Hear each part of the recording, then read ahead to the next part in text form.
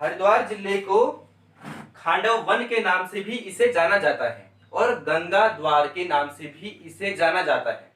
साथ ही इसे तीर्थ स्थलों का द्वार भी कहा जाता है और कपिला के नाम से भी इसे जाना जाता है और चार धामों का द्वार भी इसे कहा जाता है, क्योंकि यहाँ से चार धामों की यात्रा होती है। जैसे कि उत्तरकाशी में कौन कौन से हैं? गंगोत्री और यमुनोत्री, ठीक है, और बद्रीनाथ और केदारनाथ, ठीक है, यहीं से जाते हैं हरिद्वार से, इसलिए इसे चारों धामों का द्वार कहा जाता है। क्लियर?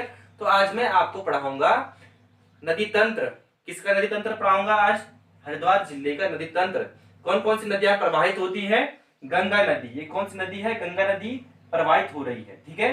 तो गंगा नदी मैदानी क्षेत्र में प्रवेश कर जाती है हरिद्वार से। क्लियर? तो गंगा नदी उत्तर प्रदेश के किस जिले में प्रवेश कर जाती है? बिजनौर जिले में यह प्रवेश कर जाती है। उत्तर प्रदेश के बिजनौर जिले में सबसे पहले गंगा नदी प्रवेश करती है। और यहाँ पर है भीमगौड़ा बैराज। कहाँ है? गंगा नदी पर ही है भीमगौड़ा बैराज। तो भीमगौड़ा बैराज से ऊपरी गंगा नहर निकाली गई है और ऊपरी गंगा नहर उत्तर प्रदेश के मुजफ्फरनगर में प्रवेश कर जाती है। कहाँ? मुजफ्फरनगर में प्रवेश कर जाती है। साथ ही यहाँ पर एक नदी और है, इस नदी को कहते हैं सोलानी नदी। कौन सी नदी है ये? सोलानी नदी है, ठीक है, सोलानी नदी, सोलानी नदी, सोलानी नदी। तो रुड़की जो बसा हुआ है सोलानी नदी के किनारे ही बसा हुआ है। रुड़की सोलानी नदी के किनारे ही बसा हुआ है। क्लियर?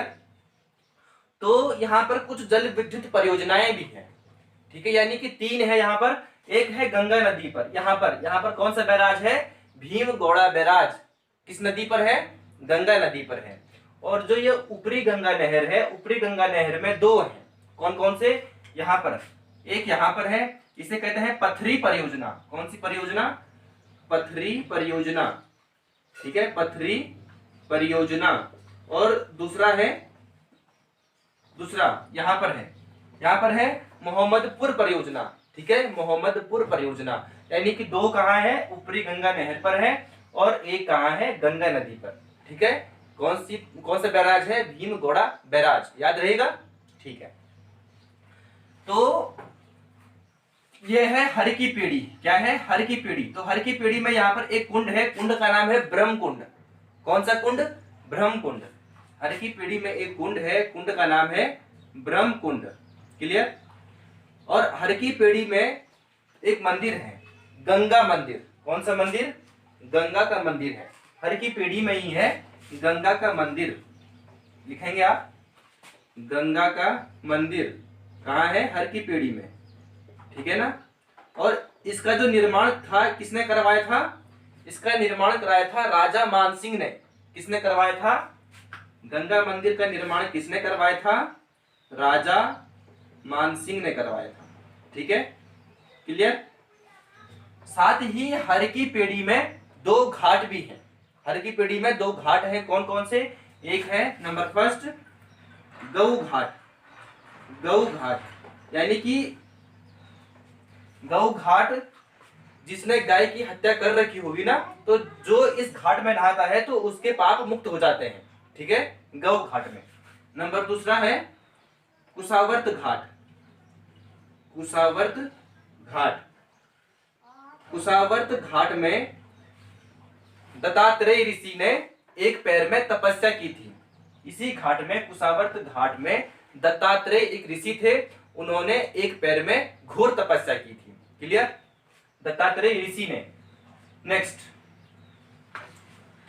यहां पर एक भारत माता का मंदिर भी है, ठीक है, हरिद्वार में भारत माता मंदिर भी है। भारत माता मंदिर। भारत माता मंदिर कहाँ है? हरिद्वार में, ठीक है ना।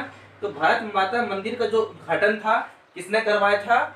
तो इसका उद्घाटन किया था इंदिरा गांधी ने, ठीक है। भारत माता मंदिर का उद्घाटन किसने किया था? तो किया था इंदिरा गांधी ने किया था, ठीक है। यहाँ पर मनसा देवी का मंदिर भी है। मनसा देवी का मंदिर है और चंडी देवी मंदिर है, ठीक है। यहाँ पर है चंडी देवी मंदिर, ठीक है, चंडी देवी मंदिर यहाँ पर है, चंडी देवी मंदिर। तो चंडी देवी मंदिर किस शिखर पर है? नीलेश्वर शिखर पर, किस शिखर पर है? नीलेश्वर शिखर पर, यानी कि नील शिखर पर है। ठीक है, लिखेंगे आप नीलेश्वर शिखर पर कौन सा मंदिर है? चंडी देवी मंदिर है। दूसरा है मनसा मंदिर। मनसा मंदिर कहाँ है? हरिद्वार में है। ठीक है, यहाँ पर है मनसा मंदिर। ठीक है ना, तो मनसा मंदिर, मनसा जो मंदिर है वह किस पर्वत पर है, यानी किस शिखर पर है? तो यह है बिल्व शिखर पर। किस शिखर पर? बिल्व शिखर पर है मनसा मंदिर। यहाँ पर है कनखल। क्या है? कनखल। तो कनखल में यहाँ पर एक मंदिर